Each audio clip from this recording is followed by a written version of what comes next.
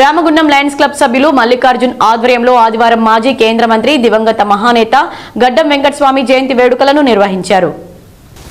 ఈ మేరకు గోదావరి కని గాంధీ చౌరస్తాలో కాకా వెంకటస్వామి జయంతి సందర్భంగా కేక్ కట్ చేసిన అనంతరం అన్నదాన కార్యక్రమం నిర్వహించారు. ఈ సందర్భంగా లయన్స్ క్లబ్ సభ్యులు మాట్లాడుతూ కాకా వెంకటస్వామి ఈ ప్రాంతానికి అందించిన సేవలు మరువలేనివన్నారు.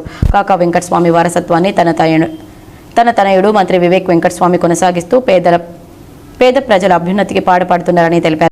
వెంకటస్వామి గారు ఎప్పుడు కూడా గరీబుల గురించి, బీపీఎల్ దిగువ కింద ఉన్నటువంటి వాళ్ళ గురించి ఆలోచించేవాడు.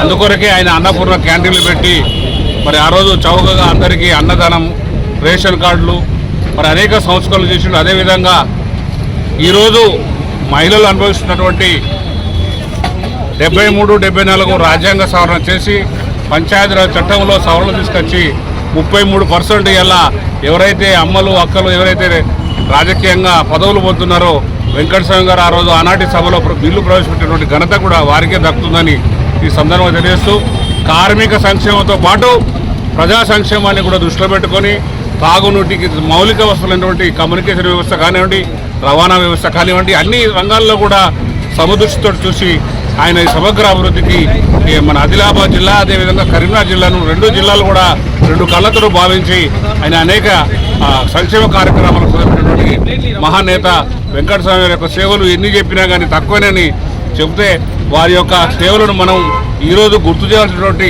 అదృష్టం మనకు కలిగినందుకు మనం అందరం కూడా అదృష్టవంతులమని తెలియజేస్తూ ఈ కార్యక్రమంలో లయన్స్ క్లబ్ సభ్యులు ఎల్లప్ప, రాజేందర్, రామస్వామి, కాంగ్రెస్ పార్టీ సీనియర్ నాయకులు గుమ్మడి కుమారస్వామి తదితరులు పాల్గొన్నారు.